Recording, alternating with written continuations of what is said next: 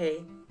Täällä videolla näytetään, miten bioaktiivista kompostia voidaan hyödyntää optimaalisesti biologisena lisäaineena sekä miten ja miksi kompostiekstraktia ja kompostiteettä tehdään. Kompostista saadut nestet ovat hyvä, halpa ja kestävä vaihtoehto maaperän hoitoon kaikilla maatiloilla, sillä ne rakentavat nopeasti maaperän rakennetta ja tukevat kasvien tervettä kasvua.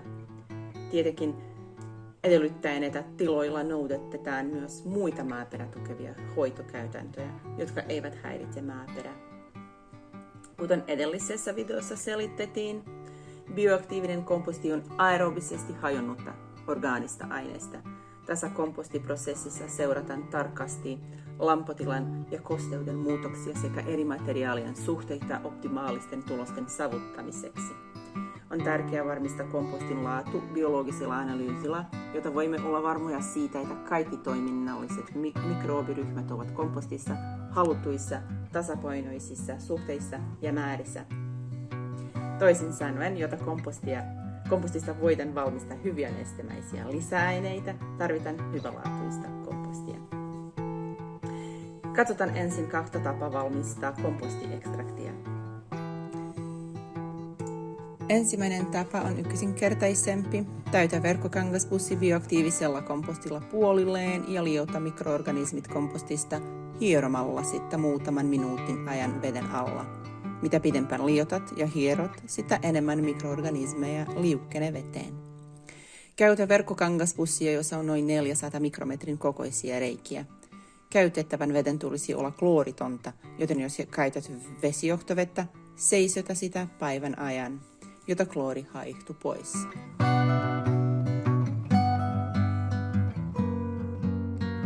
Toinen tapa tehdä uutetta on hieman sotkuisempi, mutta ehkä nopeampi ja tehokkaampi.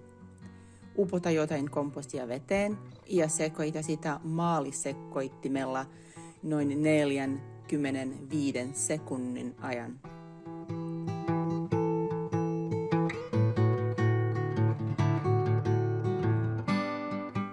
Älä sekoita kauempaa, sillä saatat vahingoittaa sienirihmoja ja mikrobipopulaatiota.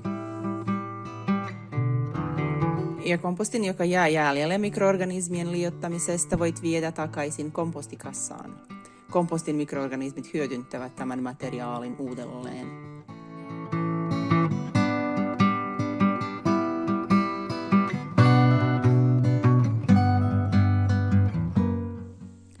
Ekstraktia käytetään maaperän kastelemiseen.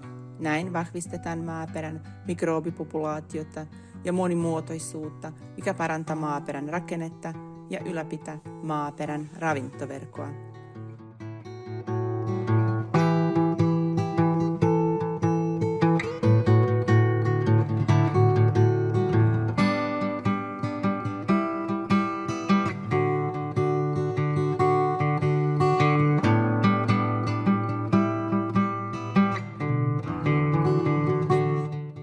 Tässä tapauksessa päätimme tehostaa kompostiekstraktin tehoa ilmamaalla tiivistynyttä laidunmaata 2 käden taulikolla, jota ekstrakti pääsee helpommin syvemmälle maaperään. Laajemmalla alueella ilmaaminen tehdään jankurilla, joka ei häiritse maaperää, vain ilmaa tiivistyneitä maakerroksia leikkamalla ja nostamalla sitä hieman. Tämän jälkeen ekstrakti ruiskutetaan maan pinnalle parhaiden tulosten saavuttamiseksi useita kertoja kauden aikana, maaperän kunnosta riippuen.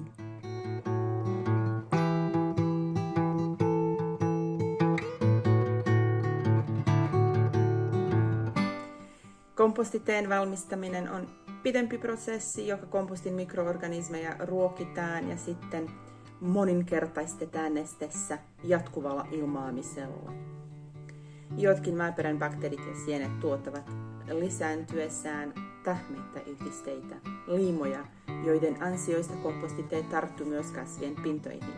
Näin kompostiteitä käytetään lehtiruiskutuksena ja kasvit peittyvät hyödyllisillä organismeilla optimaalisten kasvun ja suojan varmistamiseksi.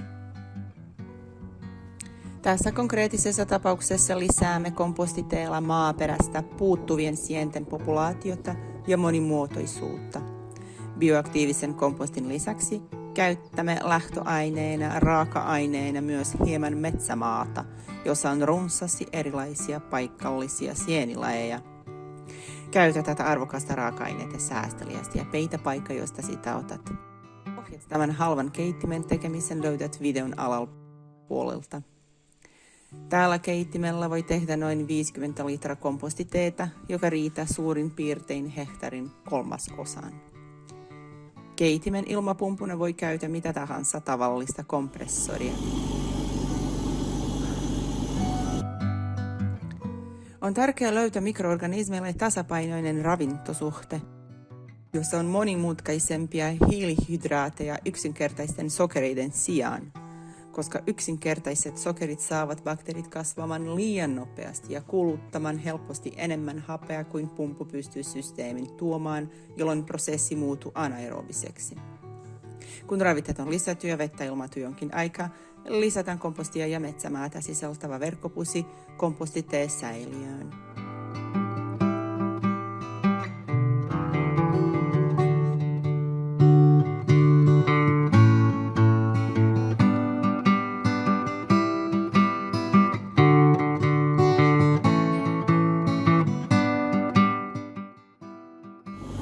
On tärkeää seurata prosessia tarkasti tarkistamalla mikroskoopilla. Kasvatatko hyödyllisiä vai anaerobisia mikrobeja ja sieniä?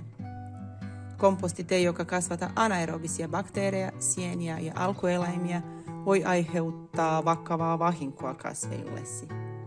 Mikroskoopityöskentelyä voi helposti opettaa tai sen voi suorittaa labratekniikalla.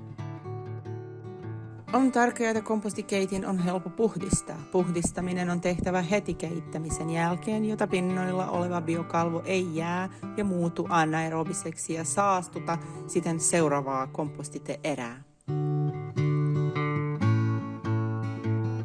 Kompostiteitä on käytettävä välittömästi lehtiluiskuna.